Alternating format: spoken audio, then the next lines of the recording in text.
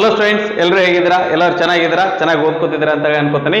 ನಾವು ಹಿಂದಿನ ವಿಡಿಯೋದೊಳಗೆ 10th standard mathematics subject ಇದ್ದು 4th ಚಾಪ್ಟರ್ ಕ್ವಾಡ್ರಾಟಿಕ್ ಇಕ್ವೇಷನ್ಸ್ ಮೇಲಿನ ಎಲ್ಲ ಪ್ರಾಬ್ಲಮ್ ಅನ್ನ ಸಾಲ್ವ್ ಮಾಡಿದ್ವಿ.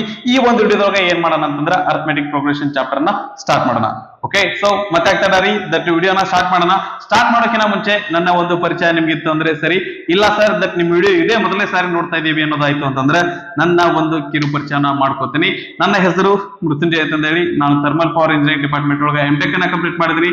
ಆ ನಂತರ ನಾನು ನಿಮಗೆ ಮ್ಯಾಥಮೆಟಿಕ್ಸ್ ಸಬ್ಜೆಕ್ಟ್ ನ ಟೀಚ್ ಮಾಡ್ತೀನಿ. ಓಕೆ ಸರ್, ದಟ್ ಏನ್ರಿ ಇದು ಬಹಳ ಖುಷಿಯಾಗಿದ್ದೀರಾ ಅಂತಂದ್ರೆ ದಟ್ ಆ ಖುಷಿಯಾಗಿರೋ ಕಾರಣ ಏನಪ್ಪಾ ಅಂತಂದ್ರೆ ಟಾಪಿಕ್ ರೀ. ಸೊ ಟಾಪಿಕ್ ಏನಂದ್ರೆ ಅರ್ಥಮೆಟಿಕ್ ಪ್ರೋಗ್ರೆಷನ್. ಎಂತ ಚೆನ್ನಾಗಿರುವಂತ ಟಾಪಿಕ್ ಅಂತಂದ್ರೆ ಈ ಟಾಪಿಕ್ ಒಳಗ ದಟ್ ಕ್ವಶನ್ಸ್ ಭಾರಿ ಏನಪ್ಪಾ ಅಂತಂದ್ರೆ ಇಂಟ್ರೆಸ್ಟಿಂಗ್ ಅದಾವ್ರಿ. ಚಾಪ್ಟರ್ ಇಂಟ್ರೆಸ್ಟಿಂಗ್ ಅದ, ಕ್ವಶನ್ಸ್ ಇಂಟ್ರೆಸ್ಟಿಂಗ್ ಅದಾವ್ರಿ. ಇದನ್ನ ಮಾಡೋಣ ಅಂತ ಭಾರಿ ಮಜಾ ಬರ್ತೈತಿ. ಓಕೆನಾ? ರೈಟ್, ಸೊ ಟಾಪಿಕ್ ನ ಸ್ಟಾರ್ಟ್ ಮಾಡೋಣ. ಸೊ ಅರ್ಥಮೆಟಿಕ್ ಪ್ರೋಗ್ರೆಷನ್ ಅಂದ್ರೆ ಏನು? Okay, so arithmetic progression definition ತಿಳ್ಕೊಳಕಿನ ಮುಂಚೆ ಅದ್ರದ್ದು ಒಂದು ಎಕ್ಸಾಂಪಲ್ ನೋಡ್ಕೊಂಡು ಏನಪ್ಪಾ ಅಂದ್ರೆ ಡೆಫಿನೇಷನ್ ಬರೋಣಂತ್ರಿ. ಓಕೆ ರೈಟ್, ಇಲ್ಲಿ ನಾವೇನಪ್ಪಾ ಅಂದ್ರೆ ಒಂದು ಲಿಸ್ಟ್ ಆಫ್ ನಂಬರ್ ಬರ್ತೀನಿ. ಇದೇನಂದ್ರೆ ಒಂದು ಅರ್ಥಮೆಟಿಕ್ ಪ್ರೋಗ್ರೆಷನ್. ಹೆಂಗ್ ಗೊತ್ತಾಗತೈತಿ ಅಂತಂದ್ರೆ ನಾವು ಇಲ್ಲಿ ದಟ್ 2 ಇದ್ದಿದ್ದು 5 ಬರ್ಬೇಕಂದ್ರೆ ಏನ್ ಮಾಡಕತ್ತೀವಿ ಅಂತಂದ್ರೆ 3 ನ ಆಡ್ ಮಾಡಕತ್ತೀವಿ. ಇಲ್ಲಿ ಮತ್ತೆ 3 ನ ಆಡ್ ಮಾಡಕತ್ತೀವಿ. ಇಲ್ಲಿ ಮತ್ತೆ 3 ನ ಆಡ್ ಮಾಡ್ಲಿಕ್ಕತ್ತೀವಿ. 11 ಬಂದೈತಿ. 11 ಗೆ ಮತ್ತೆ 3 ಆಡ್ ಮಾಡ್ತೀವಿ. ಆ ನಂತರ ಬರುವಂತಹ ನಂಬರ್ಗೆ ಪ್ರತಿ ಸಾರಿ 3 ಆಡ್ ಮಾಡ್ಕೊತ ಹೋದ್ವಿ ಅಂತಂದ್ರೆ ನಮ್ಗೆ ಎಷ್ಟು ಬೇಕು ಅಷ್ಟು ನಂಬರ್ಸ್ ಅನ್ನ ನಾವು ಬರಿಬಹುದು. ಓಕೆ, ಸೊ ಪ್ರತಿ ಸಾರಿ ಒಂದೇ ನಂಬರ್ ಅನ್ನ ನಾವು ಆಡ್ ಮಾಡಿ ಸೇಮ್ ನಂಬರ್ ನ ನಾವು ಆಡ್ ಮಾಡ್ಕೊತಾ ಹೋದ್ವಿ ಅಂತಂದ್ರೆ ಬರುವಂತಹ ಲಿಸ್ಟ್ ಆಫ್ ನಂಬರ್ ಗೆ ಅರ್ಥಮೆಟಿಕ್ ಪ್ರೋಗ್ರೆಷನ್ ಅಂತ ಅಂತಾರ. ಓಕೆ, ಸೊ ಇದ್ರ ಆಧಾರದ ಮೇಲೆ ನಾವು ಡೆಫಿನೇಷನ್ ಹೇಳ್ಬೋದು. ಏನಂತಂದ್ರೆ an arithmetic progression is a list of number. ಇದೇನಪ್ಪಾ ಅಂದ್ರೆ ಒಂದು list of numbers. Okay, and in which each term, ಪ್ರತಿ ಟರ್ಮ್ ಬರಬೇಕು ಅಂದ್ರೆ each term is obtained by adding a fixed number to its preceding term except the first term. Okay, so ಒಂದೇ term ಬಿಟ್ಟು ಉಳಿದ terms ಯಾವುದೇ ಒಂದು term ಬರಬೇಕು ಅಂತಂದ್ರೆ ಒಂದು ಫಿಕ್ಸ್ ನಂಬರ್ ನ ನಾವು ಆಡ್ ಮಾಡ್ಕೋತ ಹೋದ್ವಿ ಅಂದ್ರೆ ಒಂದು ಲಿಸ್ಟ್ ಆಫ್ ನಂಬರ್ ಬರುತ್ತೆ. ಆ ಲಿಸ್ಟ್ ಆಫ್ ನಂಬರ್ ಗೆ ನಾವ್ ಏನ್ ಕರಿತೀವಿ ಅಂದ್ರೆ ಅರ್ಥಮೆಟಿಕ್ ಪ್ರೋಗ್ರೆಷನ್ ಅಂತ ಕರಿತೀವಿ. This is arithmetic progression. Okay right. Okay, so ಇಲ್ಲಿ ನಾವೇನ್ ಮಾಡೋದು ಏನಪ್ಪಾ ಅಂತಂದ್ರೆ ಇಲ್ಲಿ ನಾವೇನಂದ್ರೆ ಒಂದು ಫಿಕ್ಸ್ ನಂಬರ್ ನ ಆಡ್ ಮಾಡ್ಲಿಕ್ಕೀವಿ. ಆ ಫಿಕ್ಸ್ ನಂಬರ್ ಏನಪ್ಪಾ ಅಂದ್ರೆ ಒಂದು ಹೆಸರು ಐತಿ. ಆ ಫಿಕ್ಸ್ ನಂಬರ್ ಗೆ ನಾವೇನ್ ಕರಿತೀವಿ ಅಂತಂದ್ರೆ ಕಾಮನ್ ಡಿಫರೆನ್ಸ್ ಅಂತ ಕರಿತೀವಿ. Okay, that fix number is called common difference. ಈ ಕಾಮನ್ ಡಿಫರೆನ್ಸ್ ಬಗ್ಗೆ ನಾವು ಇನ್ನೊಂದು ಸೆಂಟೆನ್ಸ್ ಹೇಳೋದಾಯ್ತು ಅಂದ್ರೆ ಈ ಕಾಮನ್ ಡಿಫರೆನ್ಸ್ ಏನಿರ್ಬೋದ್ರಿ, ಒಂದು ಪಾಸಿಟಿವ್ ಇರ್ತೈತಿ, ಇಲ್ಲ ಅಂತಂದ್ರೆ ನೆಗೆಟಿವ್ ಇರ್ತೈತಿ, ಇಲ್ಲ ಅಂದ್ರೆ ಅದೇನಾಗಿರ್ತೈತಿ ಅಂತಂದ್ರೆ ಅದು 0 ಆಗಿರ್ತೈತಿ. ಓಕೆ, ಒಂದ್ ವೇಳೆ ಏನಾದ್ರೂ ಪಾಸಿಟಿವ್ ಇತ್ತಪ್ಪ ಅಂತಂದ್ರೆ ಅದು ಪಾಸಿಟಿವ್ ಇತ್ತಂತಂದ್ರೆ ನಮ್ಮ ಒಂದು ಅರ್ಥಮೆಟಿಕ್ ಪ್ರೋಗ್ರೆಷನ್ ಇನ್ಕ್ರೀಸಿಂಗ್ ಆರ್ಡರ್ ಒಳಗೆ ಇರ್ತೈತಿ. ಒಂದ್ ವೇಳೆ ನೆಗೆಟಿವ್ ಇತ್ತಂದ್ರೆ ಅದು ಡಿಕ್ರೀಸಿಂಗ್ ಆರ್ಡರ್ ಆಗಿರ್ತೈತಿ. ಒಂದ್ ವೇಳೆ 0 ಇತ್ತಂತಂದ್ರೆ ಎಲ್ಲಾ ಟರ್ಮ್ಸ್ ಏನಾಗಿರ್ತಾವ ಅಂತಂದ್ರೆ ಈಕ್ವಲ್ ಇರ್ತಾವ. ಅದು ಇನ್ಕ್ರೀಸಿಂಗ್ ಇರಲ್ಲ, ಡಿಕ್ರೀಸಿಂಗ್ ಇರಲ್ಲ, ಎಲ್ಲಾ ಟರ್ಮ್ಸ್ ಸೇಮ್ ಇರ್ತಾವ್ರಿ. ಫಾರ್ ಎಕ್ಸಾಂಪಲ್ 3 3 3 3 3 ಇದು ಒಂದು ಅರ್ಥಮೆಟಿಕ್ ಪ್ರೋಗ್ರೆಷನ್. ಇಲ್ಲಿ ಕಾಮನ್ ಡಿಫರೆನ್ಸ್ 0 ಐತಿ. -5 -5 ಸೊ ಈ ರೀತಿಯಾಗಿರುವಂತಹ ಟರ್ಮ್ಸ್ ಇದು ಅಂತಂದ್ರೆ ಅದೇನಂದ್ರೆ ಅರ್ಥಮೆಟಿಕ್ ಪ್ರೋಗ್ರೆಷನ್ ಆಗಿರ್ತೈತಿ. ಅಲ್ಲಿ ಕಾಮನ್ ಡಿಫರೆನ್ಸ್ 0 ಆಗಿರ್ತೈತಿ. ಓಕೆ, ಆ ನಂತರ ಇಲ್ಲಿ ನಾವು ಎರಡು ವರ್ಡ್ ಅನ್ನ ಯೂಸ್ ಮಾಡಿದೀವಿ. ಅವು ಯಾವಪ್ಪ ಅಂತಂದ್ರೆ ಒಂದು ಫಸ್ಟ್ ಟರ್ಮ್, ಆ ನಂತರ common difference. So first term ನ ನಾವು ಎ ಲೆಟರ್ ನಿಂದ ಡಿನೋಟ್ ಮಾಡ್ತೀವಿ. ಆ ನಂತರ ಕಾಮನ್ ಡಿಫರೆನ್ಸ್ ಅನ್ನ ನಾವೇನ್ ಮಾಡ್ತೀವಿ ಅಂದ್ರೆ ಡಿ ಲೆಟರ್ ನಿಂದ ಡಿನೋಟ್ ಮಾಡ್ತೀವಿ. ಸೊ ಮ್ಯಾಥಮೆಟಿಕಲಿ ಬರೀಬೇಕಾದಾಗ ನಾವು ಎ ಅಂತ ಬರೆಯಾಕತ್ತೀವಿ ಅಂದ್ರೆ ಅದು ಫಸ್ಟ್ ಟರ್ಮ್ ಆಗಿರ್ತೈತಿ. ಡಿ ಅಂತ ಬರೆಯಾಕತ್ತೀವಿ ಅಂದ್ರೆ ಅದೇನಾಗಿರ್ತೈತಿ, ಕಾಮನ್ ಡಿಫರೆನ್ಸ್ ಆಗಿರ್ತೈತಿ.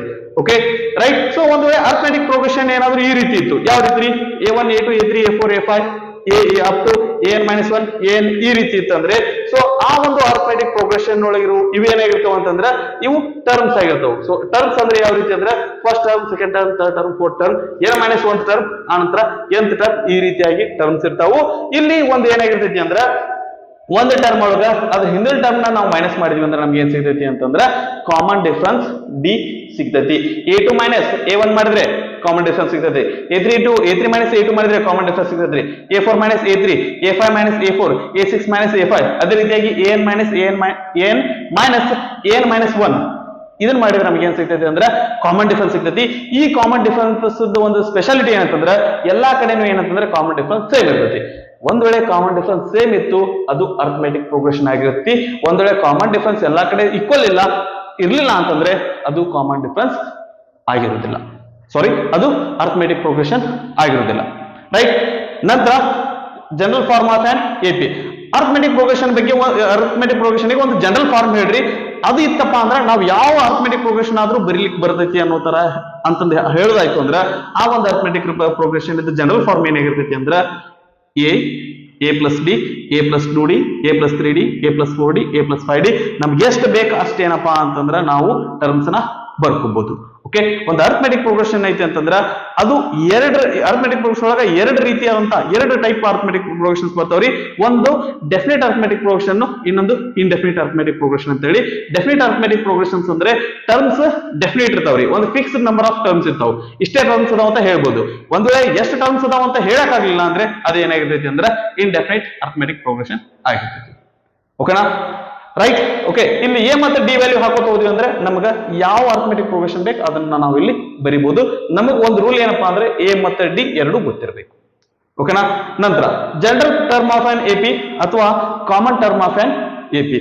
Okay, general form of an AP ಬೇರೆ, general term of an AP ಬೇರೆ. ಓಕೆ, ಒಂದು ಎಪಿ ಒಳಗಿನ ಒಂದು ಟರ್ಮ್ ಯಾವ್ದಾದ್ರು ಜನರಲ್ ಆಗಿ ಹೇಳೋದಾಯ್ತು ಅಂತಂದ್ರೆ ಅದಕ್ಕೊಂದು ಫಾರ್ಮುಲಾ ಅದರಿ. ಅದೇನಪ್ಪಾ ಅಂತಂದ್ರೆ an is equal to a plus n minus 1 into d.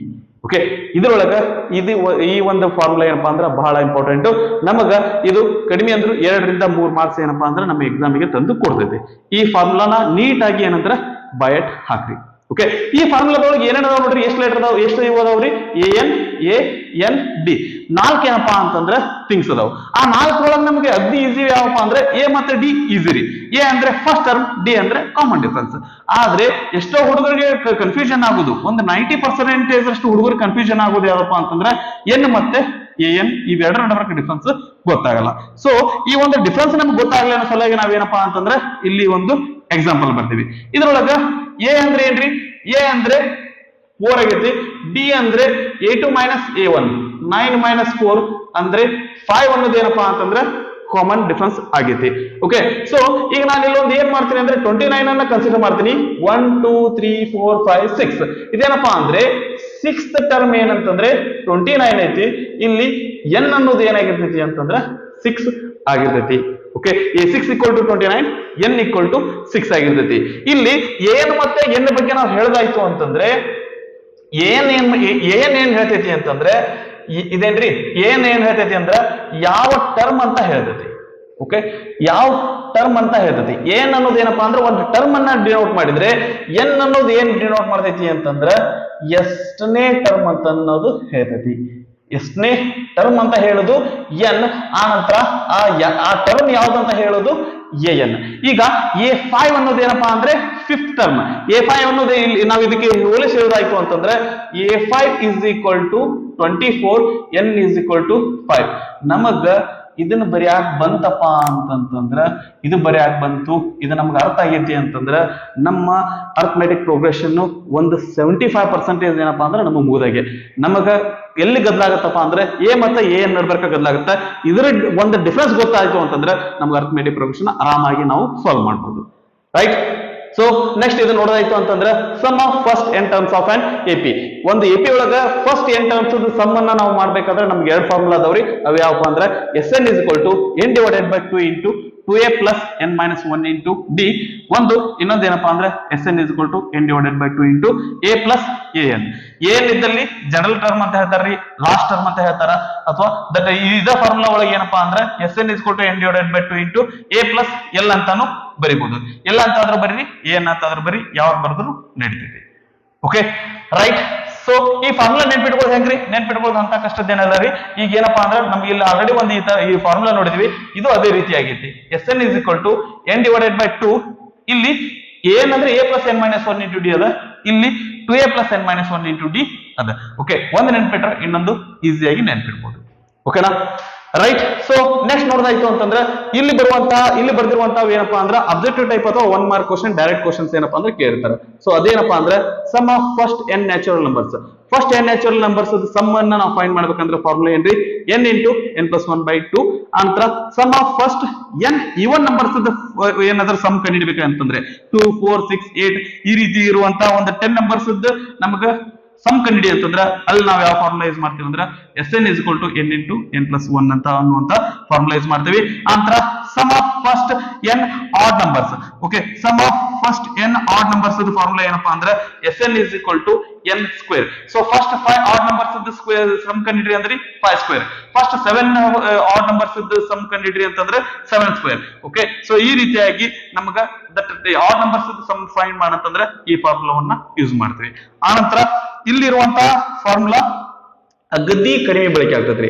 Okay, ಈ ಉಳಿದ ಫಾರ್ಮುಲಾ ಏನಪ್ಪಾ ಅಂದ್ರೆ ಹೊಳ ಮಳ ನಾವು ಪದೇ ಪದೇ ಯೂಸ್ ಮಾಡ್ತಿರ್ತೀವಿ, ಇದ್ರ ಬಗ್ಗೆ ನಮ್ಗೆ ಹೆದರ್ಕಿಲ್ಲ, ಎಂತ ದೊಡ್ಡದಿದ್ರು ನೆನ್ಪು ಉಳಿತೈತಿ.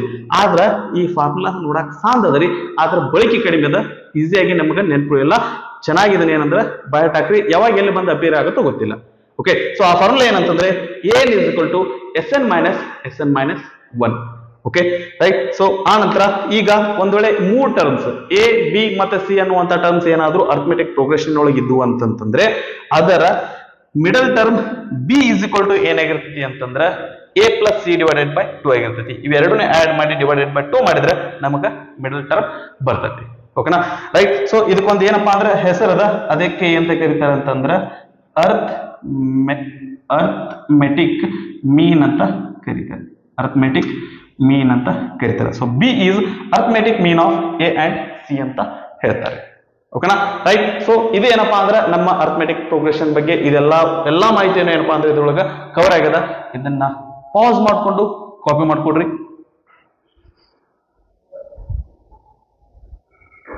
ಅರ್ಥಮೆಟಿಕ್ ಪ್ರೋಗ್ರೆಷನ್ ಟಾಪಿಕ್ ಮೇಲೆ ನಮ್ಗೆ ಇಷ್ಟ ಏನಾದ್ರೂ ಗೊತ್ತಿತ್ತಂದ್ರೆ ಸಾಕು, ನಾವು ಯಾವುದೇ ರೀತಿಯಾದಂತಹ ಪ್ರಾಬ್ಲಮ್ ಕೊಟ್ಟರು ಸಹಿತ ಈಸಿಯಾಗಿ ಸಾಲ್ವ್ ಮಾಡಬಹುದು.